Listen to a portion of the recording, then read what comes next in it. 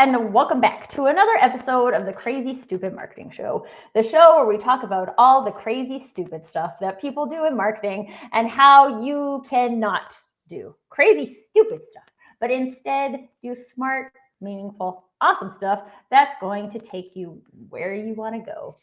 And today, you guys, we have one of my favorite conversations because we are going to be talking all about community. And for those of you who don't know me, first of all, hi, I'm Tracy Borison, if you're new to me. Community is one of the words that I like to use, but my catchphrase that I have coined for community is collective contribution. So collective contribution is a thing that for me means that we each have our own gifts and we all bring our gifts to a group to be able to do meaningful things. I am not a believer that any one of us is out there to change the world just ourselves. One of us can be the ignition point for that, but that we really need community to achieve a lot of things. And when we extrapolate that to a marketing point of view, we often look at internal communities like our employees and our marketing teams, but there's also external communities, whether that's actually a tangible community structure that you have created for your clients to go into, or just this idea of, again, something I like to call brand community, which is all the people who are in and surrounding our brand that influence it in one way or another. And so today we're going to talk about all of the power of community and how we can harness that into mostly our marketing ways of being. We'll see if we get into any specifically tangible things, because if you've seen this show before, we're a little more, shall I say, philosophical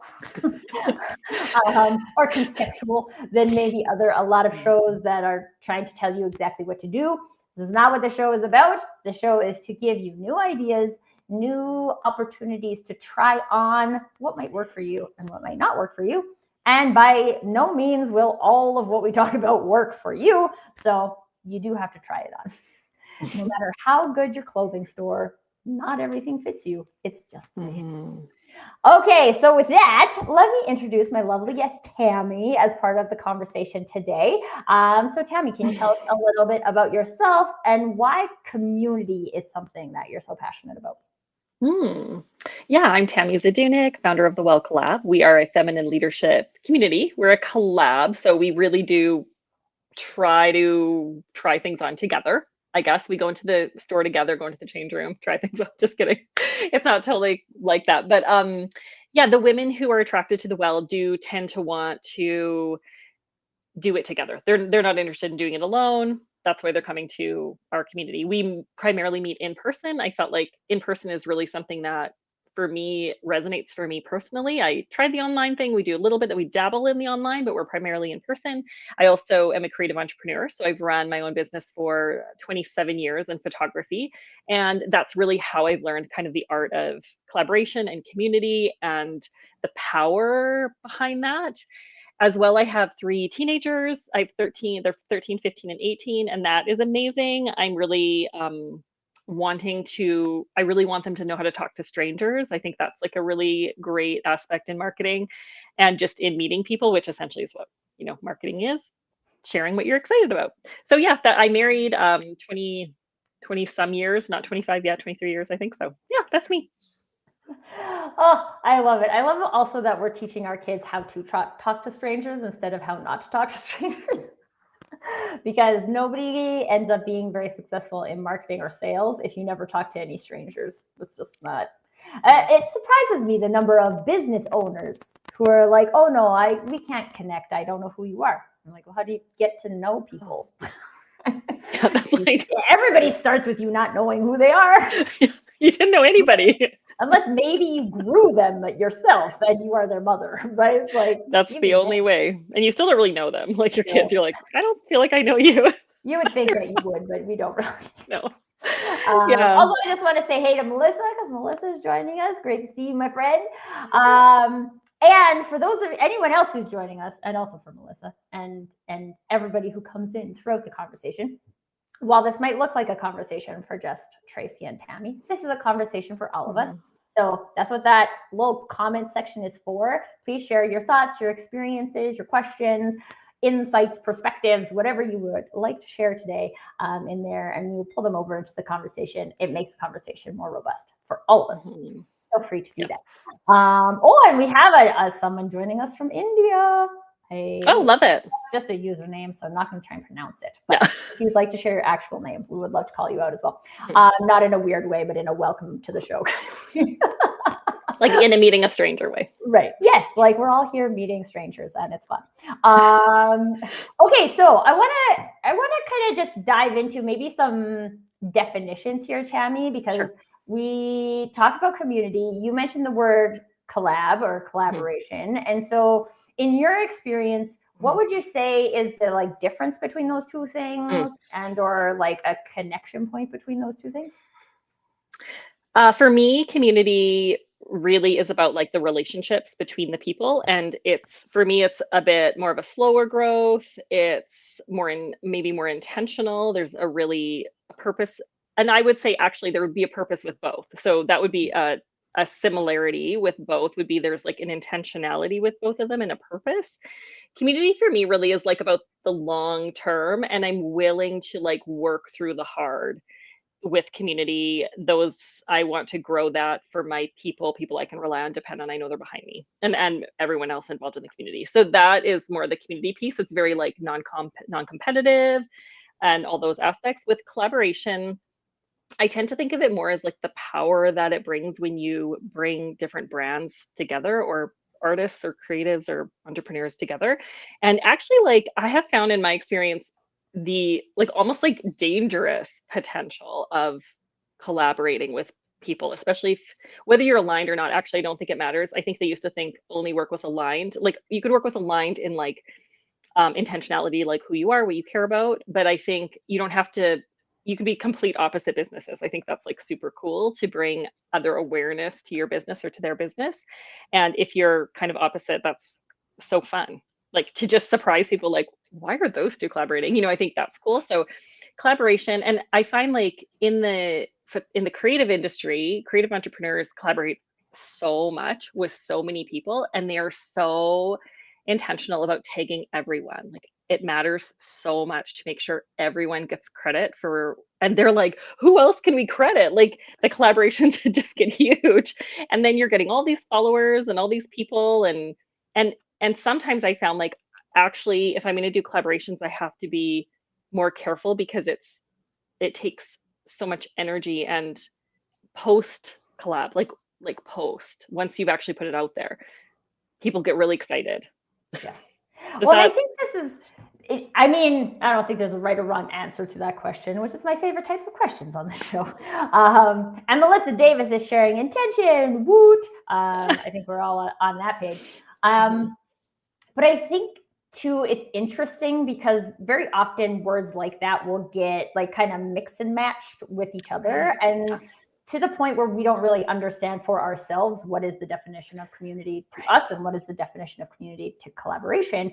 Because especially when we are thinking about this from a marketing perspective, and a collaboration might include somebody who is in your market, who is a direct competitor, and maybe it's like something a little more fun, like a fundraiser or something like that for your industry. But there's also a lot of potential that exists in collaborations that I think on the business side, not in the creative industry, but in like the non-creative, which is weird that I would put marketing into that category. What I would put them into that category is it's just more business.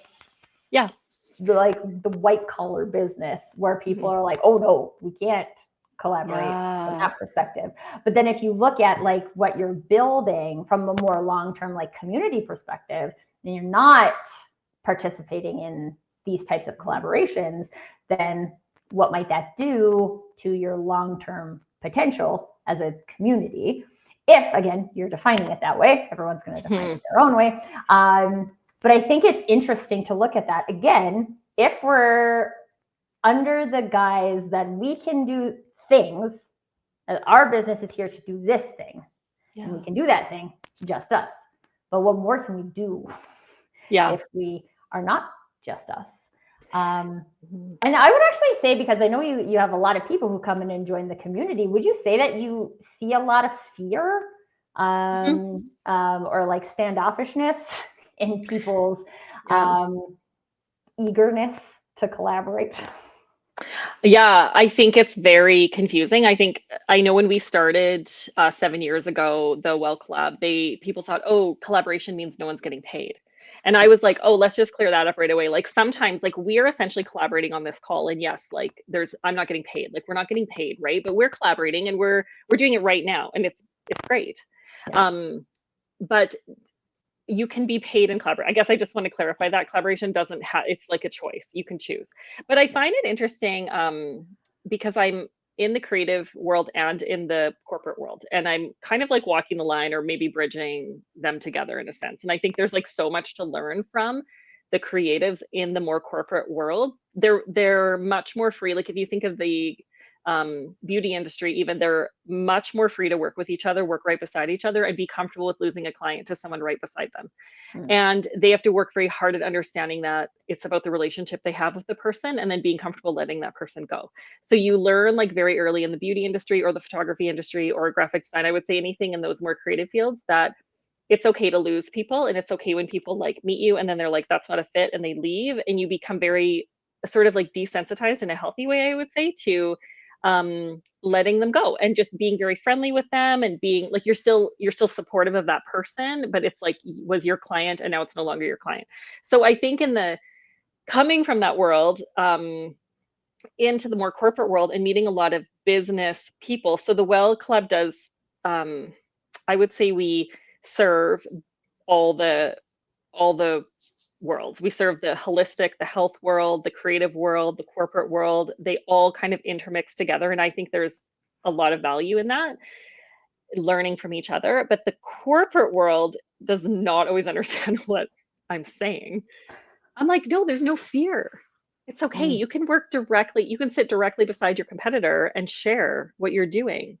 And you don't have to be afraid. Like it's going to be okay. You might actually lose someone and they might go to that person, but that person might be a better fit for them. And then that opens the door for you to have a different person. So I do notice there's a ton of fear. And I feel like I've had to explain what community over competition means a lot of times. And I feel it. It's very much present in my life. I just have like that mindset or self-talk to try to get myself to a good place instead of a place where I'm feeling scarcity, but feeling into the abundance. And probably if I'm not getting that client, it's because I'm probably not really doing what I'm meant to be doing anyways, Mm. to a point. So I don't know if I answered your question, but Well, long you've story opened a short. door, which is the more important Perfect. thing. um, because I think this concept of it, I was actually having a conversation with a new connection of mine yesterday, and the concept of one of the Greek philosophers, not sure which one. Yeah, fine. A definition of hope is that there is fear, but that there is also bravery. And so we like take up the charge to do the thing, not because we're not fearful, but because we fear so much things staying the same. But that those two things are actually intricately related. I think it calls them sisters in the quote, that they are sisters to hope. And if we are going to hope for whatever, for our life, for our business, for what have you, then if we're only stuck in fear mode and we don't show up in bravery, then we don't have an opportunity to go into hope. We just stay in fear. And I think this is, I mean, you might have tuned into the show and been like, fear? What? I thought this was a show about the power of community. But at the end of the day, there's a lot of foundational human ways of being that either enable us or disable us in how we show up, whether that is in community, whether that's in writing a blog post, fill in the gap of whatever market X, the output that might be. But if we have this experience of fear, and a lot of times we take that with us, what I call it corporate trauma. So I experience fear in this place, and I move into my soloprenneurship and I take that fear with me, because that's how I think work is. And a lot of these fears just stop us from doing things. But I think they also potentially lead us to question ourselves. So I want to pull in something that Melissa is sharing here. In the past, I burned out from misaligned collaborations. They weren't wrong because I learned so much, but they weren't truly collaborative. And I think that is part of it, right? And different people are ready for different things at different times. People can contribute different things at different times. But a collaboration, and maybe I'll ask this to you, Tammy, like what kind of like shared value is critical coming, maybe I would even say into and out of a collaboration, because we could go into a collaboration without shared value and pitter around for a long time and do nothing. But also, just like Melissa, and I would bet a lot of people listening to this episode, I know some of the people, and I definitely know I am in this category, have participated in collaborations that you're like, well, that seemed like a good idea, but that really didn't go anywhere. I think like anything, it takes like trial and error, like little kids trying to learn to walk and falling and falling and falling and then getting up and eventually walking. I think you have to look at collaboration the same way. You're not going to get it right the first time. And if you do, good for you. That was really lucky, or you really know yourself, or like, I don't know, something really good happened for you. I think it has to be, it has to be entered into knowing that you're going to make a lot of mistakes probably. And for me, what I do is just try to keep the communication really open. I've been in collaborations that went really wrong and left a lot of hurt at the end of it because it wasn't properly laid out. Boundaries weren't, and even when you know something, like you're entering into a collaboration and you're like, oh, like something feels off about this. That's because something is off about this. So sort of going like, not being afraid of losing that collab, because I think what people do is they don't want to say what they need, or they don't want to bring up the things that are bothering them, or maybe they feel like they're putting in more work than that person, and you need to just be really willing to lose the collab. Like you're entering into it and you're like, okay, like I'm doing one right now.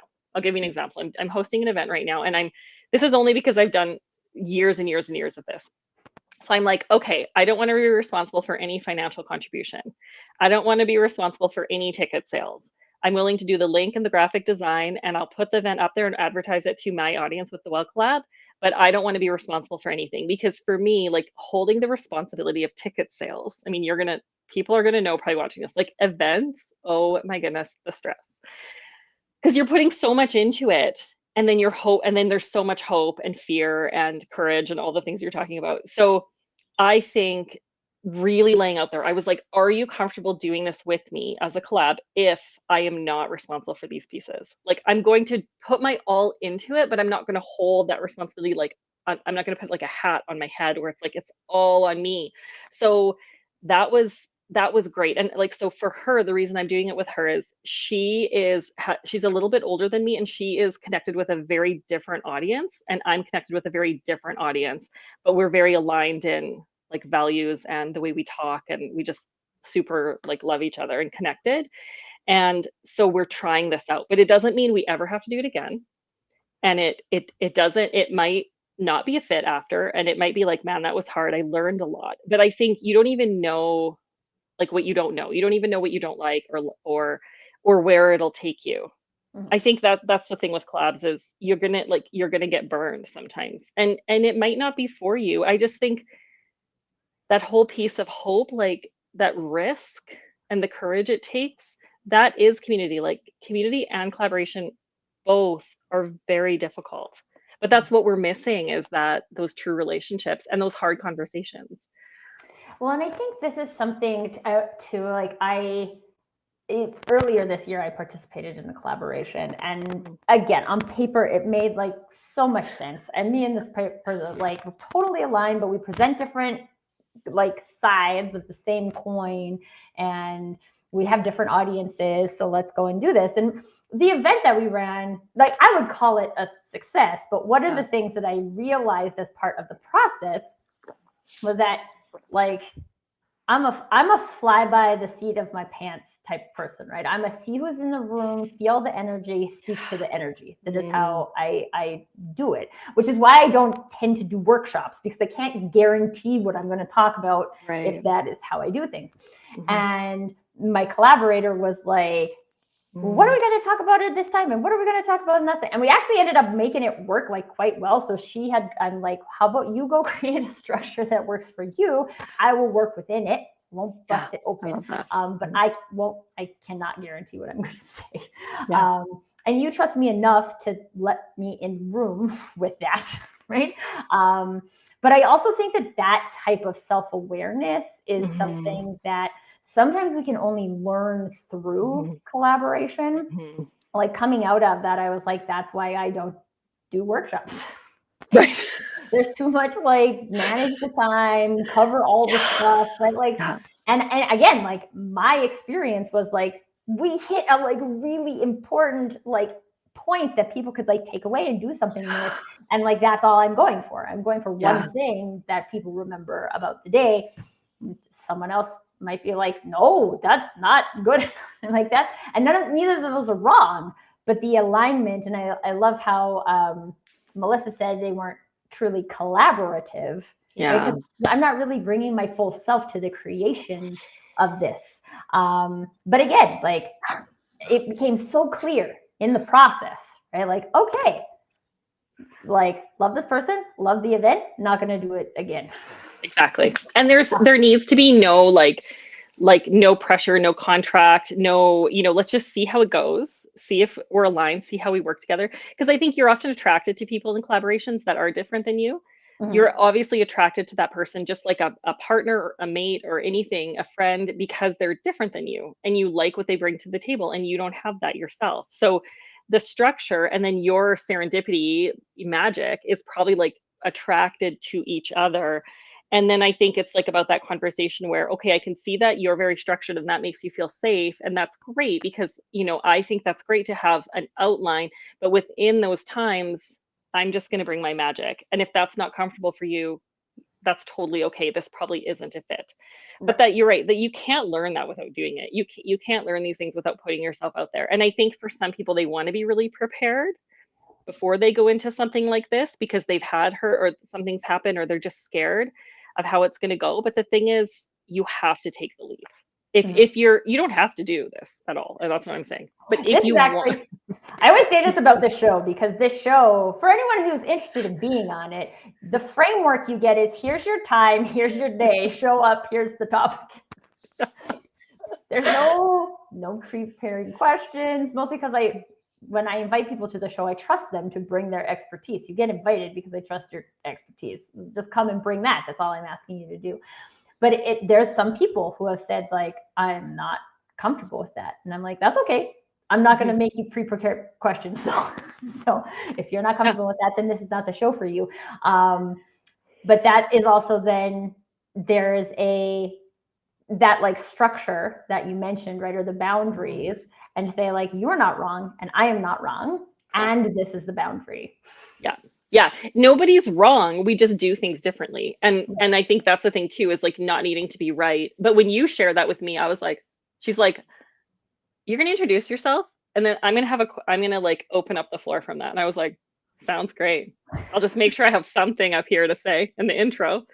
And then she's just going to roll with it. And like, you keep it going, you keep the conversation flowing. And it's that trust. Like I totally think, and that's where community comes in, and that's why why I believe community is mainly based around relationships, relationship-based networking, relationships over money. Like that's kind of the values that I hold. And there's a lot of people who they need to know the ROI, and I'm not an ROI kind of a girl. Like I don't know what your return is going to be. I know you want to know, but and maybe I can like ask for testimonials, right? Like testimonials are a great way when you're kind of a little bit more magical, but everyone gets their own experience. Even then, right? Like, although I would say every once in a while a testimonial like really gets me, and I'm like, oh, that person like really saw me and valued me for who I am. Like That's what I love for testimonials. But the thing is that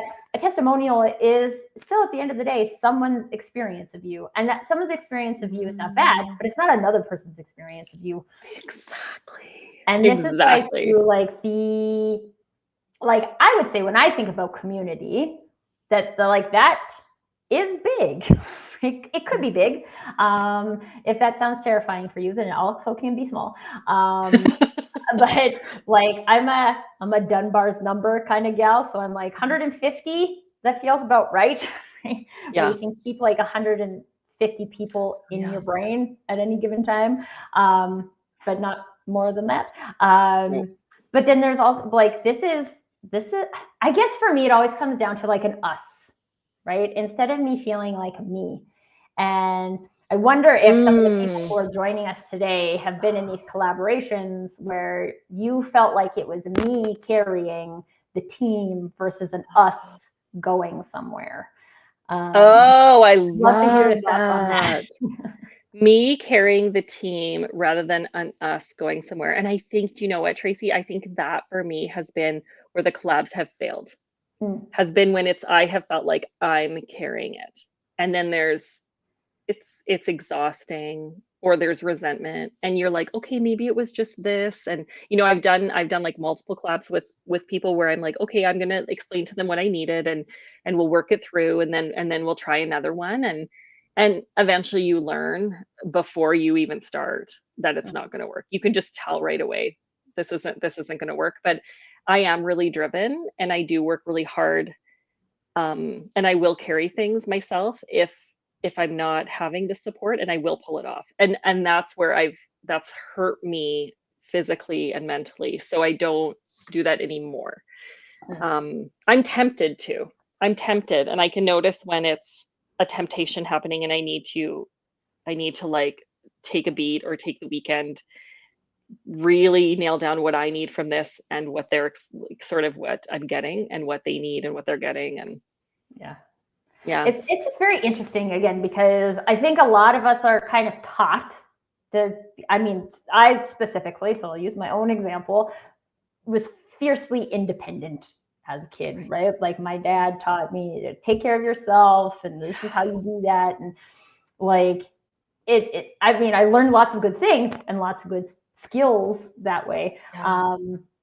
But success for me did not come through that path. While I might look successful externally, I did not feel successful because I was just doing it by myself. And now, like the difference, hugest difference probably between me now and me 5 years ago is that even though 5 years ago I had like a corporate team of people, like I had like an actual team, now I'm like, I need to go, who is my team? Yeah. And even if that means some people are just like my energy peeps, right? I'm friends with them because they bring my energy up. And some people are like doing collaborators, right? We're going to go and do this thing. And some of my friends are sushi friends. Right? Yeah. Like, go for sushi because I need sushi in my life. Yeah. But like, we can build out that community around ourselves that is there, that is curated by us for us, so that we can be the most successful version of us. And that I think is an ongoing experience. Now, whether you're talking about yourself as an individual or you're talking about yourself as a business, this is something that evolves as you evolve. And how are we staying cognizant of that and surrounding ourselves with the quote unquote right people at the right time? Yeah, I think that's support team, because it can't just be people that you're working with, or you're mentoring, or are actually employed by you. You need to Or have how people about that. just your spouse? Because I feel like a lot of people make it just their spouse. No, I would have no businesses if that was the case for me. I am like, he is not. I would have no spouse. You'd be like, too much pressure. Peace out. Yeah. Oh yeah. No. Like my work is like my freedom and my creativity, and it drives me, and I love doing new things. And I have 3 friends who are my closest friends and aren't in my day to day at all. And like, don't come to the well, don't come to the business at all. They'll come help me behind the scenes and things like that. They'll like support me in an event, but they don't attend. It's like not their thing. So they're very good with me about if I'm struggling with something and I'm like, I don't know what I want to do. They're like, no, stop doing that. Like very cutthroat, very like you weren't doing any new things, Tammy. So they're very like good with me with accountability. And I don't need them to be supporting my business financially or as attending. I need them to be supporting me. And I think founders and people who start things and visionaries need to have like a lot of people, or not a lot, sorry, not a lot, but a few specific people who are only there for them. They're not there for the business. They're not even necessarily experiencing it at all. Like Yeah. I think what you're saying is right. Like we need these groups of people. Mm-hmm. That's our community. It doesn't have to be clients. Yeah. Well, I think that again, like, because community to me is like a broader thing. And from a marketing perspective, I think we think, especially if, like, let's talk about this in the specific arena of creating a community as part of your business model, right? So you're going to get people to pay a monthly fee or something like that for the value that you're going to be creating in your community. And there's a lot more people doing that. It's not just like coaches and things like that, but there's lots of opportunities for B2B businesses to be creating like recurring service modules and things like that. And so very commonly, then when we think about community, we're thinking clients, right? Prospects. And this is where all of our money is going to come from. So how do I suck as much money as possible out of these people? Right. And then we bought in. Maybe our definition of community got broken. Somewhere along the line. I don't know. Maybe I'm going to be honest. I'm always honest. I do not like that model. I did that model. Yeah. I spent 5 to 6 years doing that. Over 6 years, I think, doing that model of like membership based. And I found that I became accountable for them rather than them being accountable for themselves. And like, hey, probably I did that wrong. I tried many different iterations and I was learning how to do that. And for me, my personality, I think it doesn't work for, because I was I'm very open and I just wanted everyone to be happy. And I fell into all those like people pleasing things. And I was like, wow, I'm not healthy. I can't do this anymore. I need to shut down the membership community. So I did, and found some different ways for people to stay connected so they weren't losing their communities that they built through the Well Club, and then just moved it over to just events only and education. But I do see now that there are ways that you could offer things that don't have to feel like where people are accountable for themselves. So I think that's not, I would say like business community is community, but if you're paying to be part of the community, it's also like a totally different community than if you're just naturally connecting with people and there's no exchange of expectation. Maybe there's still going to be exchange of resources, but not an expectation of it. Yeah, I think this is one of the things that when I do my in-person events, there's a fee associated with the in-person event, but there's no like membership fee. So if you are available and you would like to come and experience this type of thing, you can come. Right? And it was always like really confusing to me where like pay a membership fee and then I also pay to come to in-person events. Because like, so what am I paying a membership fee for? Yeah. Yes. Because I'm getting my value out of the networking events and I get paying for that because you're feeding me or whatever. But like, what is that other membership fee for? And so one of the things I tell like people all the time, so I have a free LinkedIn group called Your Business Peeps, where like people who meet at my networking events can go to find other people who have been to my networking events. Right? Yeah. And that's really it, because my networking events have a very specific type of energy and vibe. And if you like that and you're trying to find other people who like that, here's the people. But also you have to decide, who do you want to connect with? There's a bunch of people in here, right? Like, and I will make connections with people when it pings in my brain or somebody has asked a specific something. But like, what are we all doing individually to go create that community?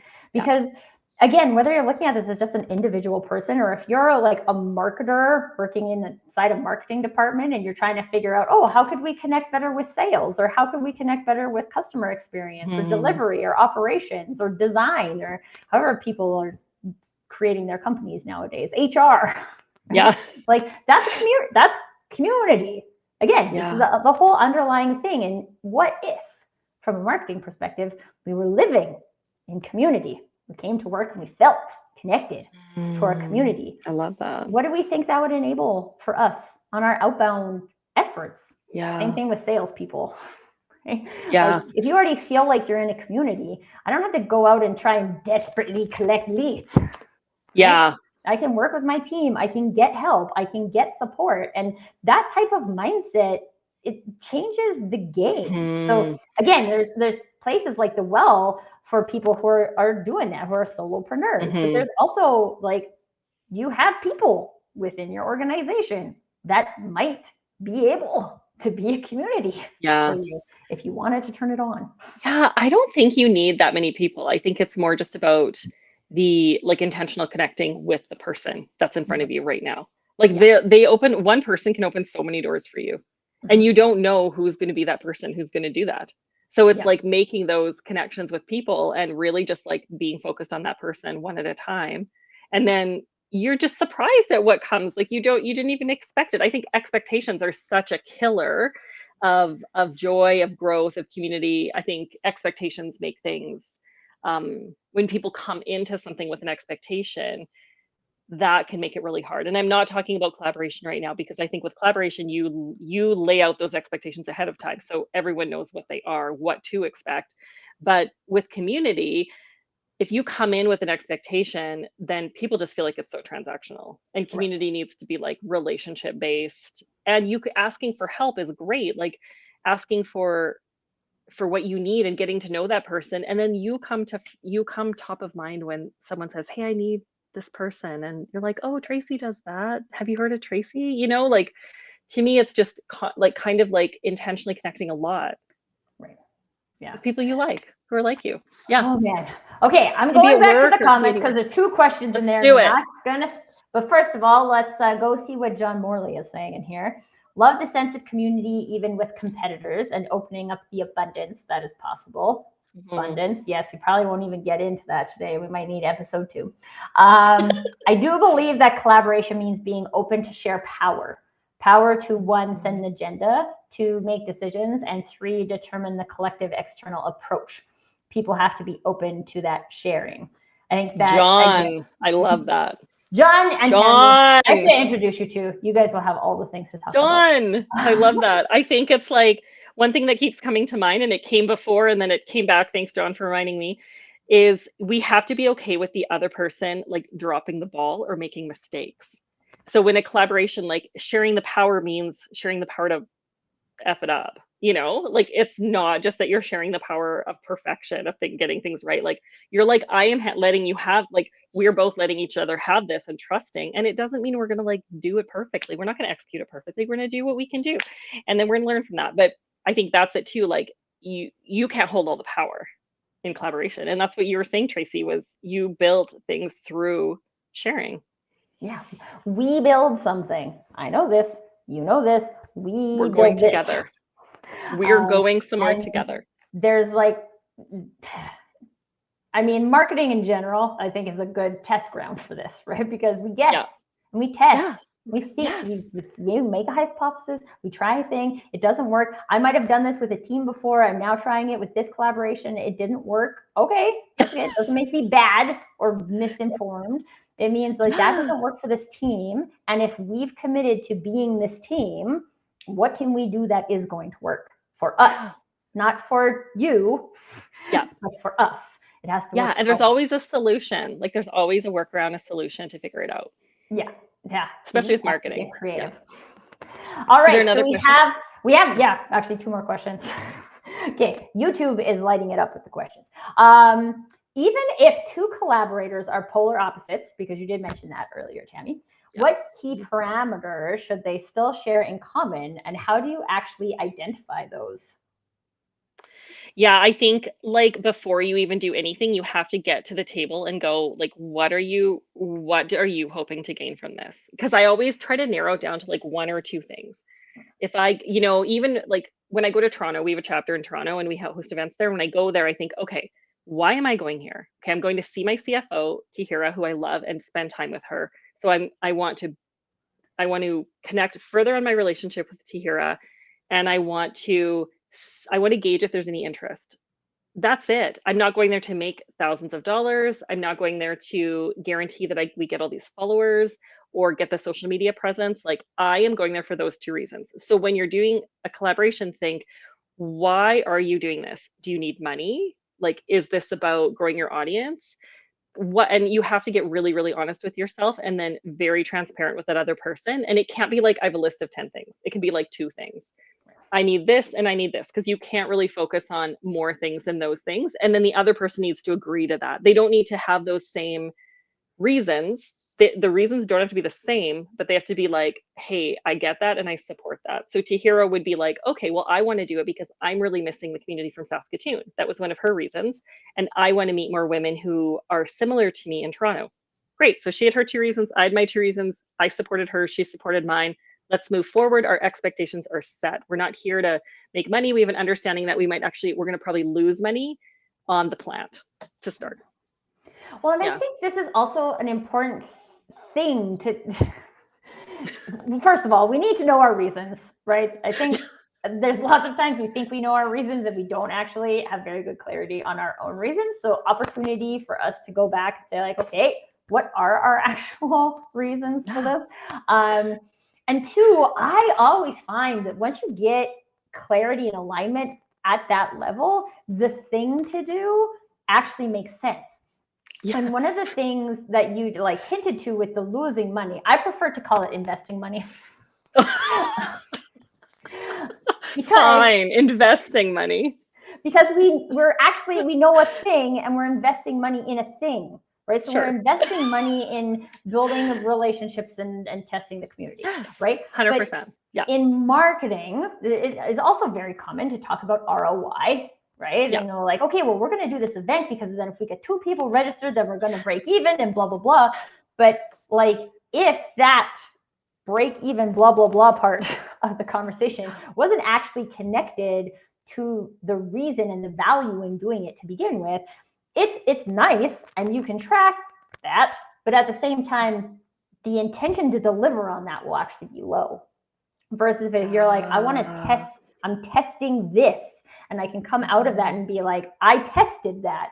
Now I know. Now I can make. That's investing in knowledge. And I think a lot of us paid like at least $20,000 to go to university.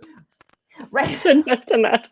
I think that is, my team taught me that. I mean, that wasn't, I would gauge so many things as failures, like, oh, only this many people or only, and I would try to be positive, but then I would, in the back of my mind or subconsciously, I would be actually identifying it that way. So the people I surrounded myself with in my community really helped me frame things in a different way. But then also when it got to a point where I was overextending myself and actually needed the money to be coming back to support my family, okay, wait, this isn't aligning with you anymore.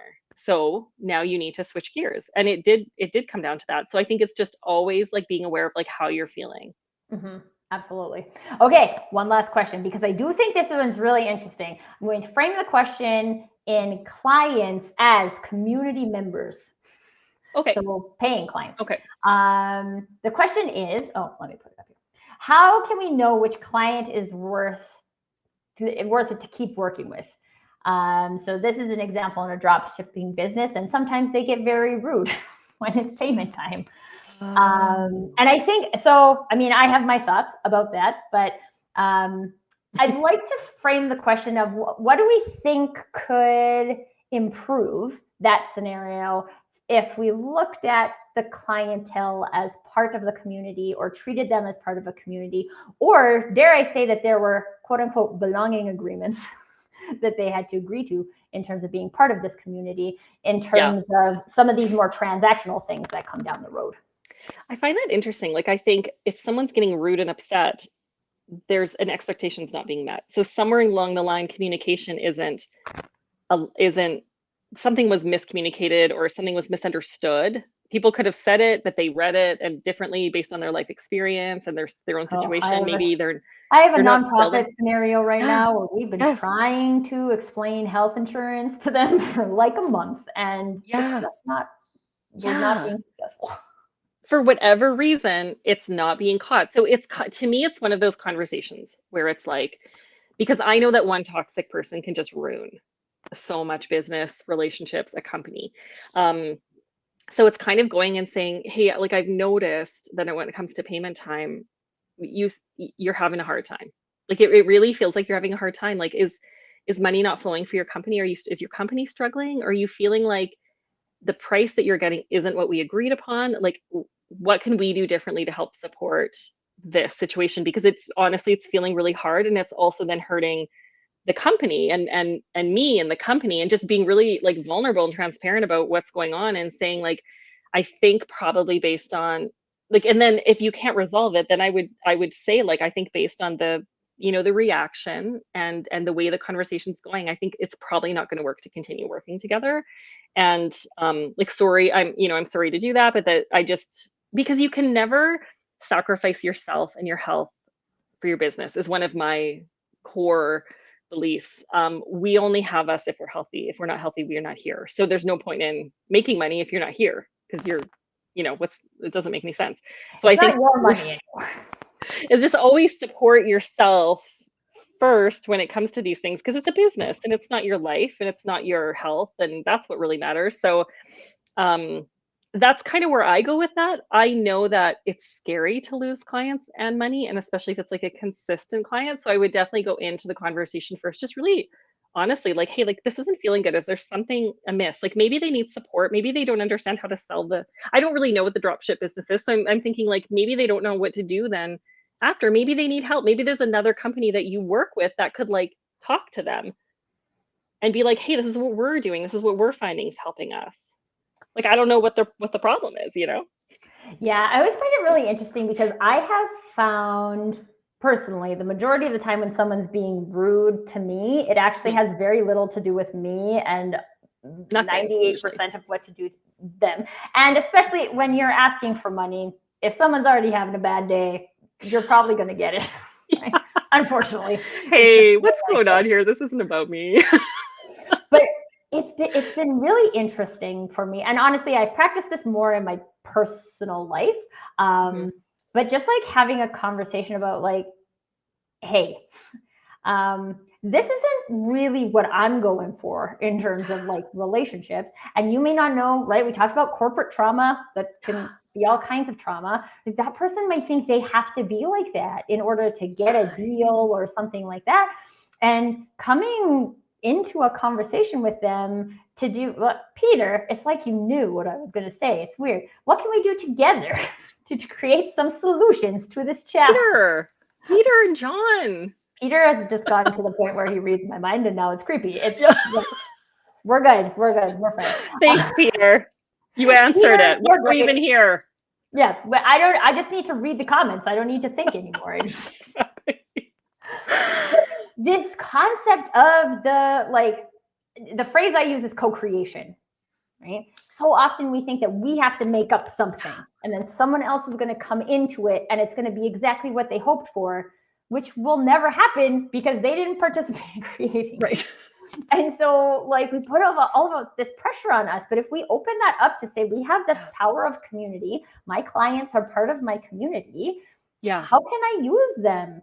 Maybe you have a bunch of really great customers and you're like, I'm wondering if there's something that like I particularly do with you that you love that might help me deal with some of my more rude clients. Or like, it's possible. When we open this door to the power of community, we create so much more space for co-creation of solutions. Then we're not, even if we're in a team, we're not the like solo soldier, like going forward and being like, I'll fix it. Right? Like, no. You know what I like to call it? I like to call it asking for help. And people have a really hard heard of that, Tammy. People have a really hard time doing that. Just ask for help. You don't know. You don't Well, know. and you know what? I would say this is one of Okay. the things because I also think sometimes asking people we know for help comes with its stories, right? They'll think I don't know this, I can't ask Sure. that, right? Yeah, Like of sometimes course. people even end up in communities. I would say like CEO communities are Ah, good examples of like, oh, I can't say that. People will think I don't know how to run my business. Right? you don't. You learn from other people. But like if you can find spaces where you aren't afraid to ask a question, right? Come and ask a random person on the internet. Depending on who they are, they may give you good or bad Mhm. advice. So just keep that in mind. But like if you come on a show like this and be like, oh, I like the energy, I'm gonna ask my question. This is great. Right? It also gives you insight into what could you use in your community right now? What are you Yeah. craving in your experience that can Mm. be fulfilled by other people? And it can Mhm. be filled by an energetic show, or it can be filled by a sushi date, or it can Yeah. be filled in probably multiple different ways.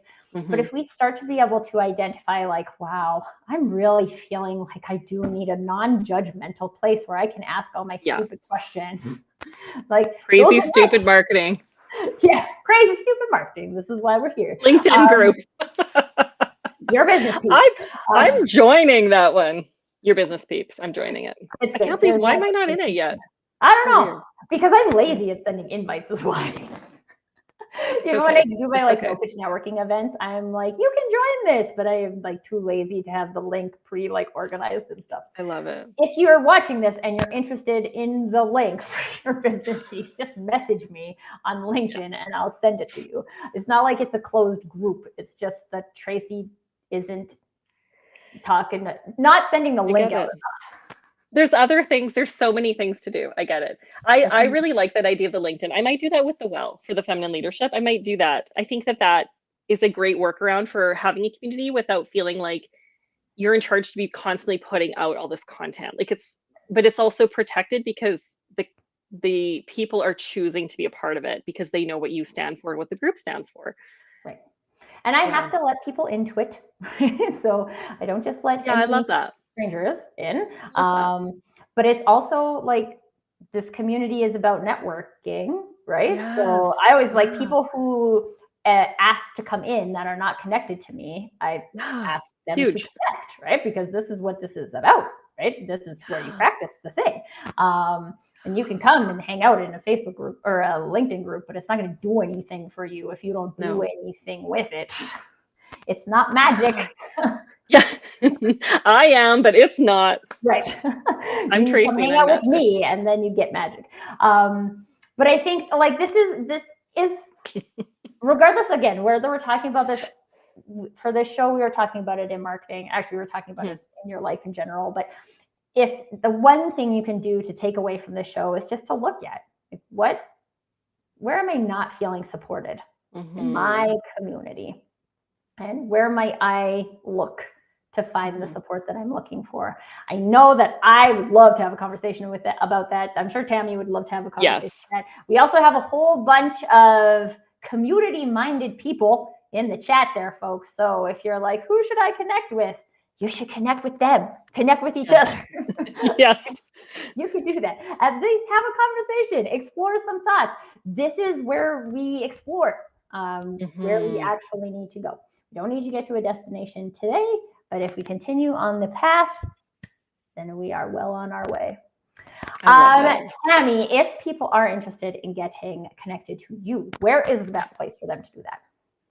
I always think just go to the Well Club Instagram. We post everything on there, and we also have a link to our newsletter, and that's probably the easiest way to find our newsletter. LinkedIn, I could also post it under the comments when after this live stream. That'd be Once great. we post, I'm assuming this is going to live there a little bit, Yeah. so once I see It that. lives there forever, so long as people can find it. Oh, amazing. The newsletter to me is the most, it's personal. I write a lot of personal things. I tell you what you need to know for anything we're offering. I feel like that you can access it on the website, on Instagram. I think that's the easiest for us because then you don't have to be on social media, which I'm also very a proponent. Is that the word? I am a very like advocate. You don't need to be on social media all the time. Like let's find other ways to do things. So I think LinkedIn is great. And then also the newsletter is probably the best way. Yeah, awesome.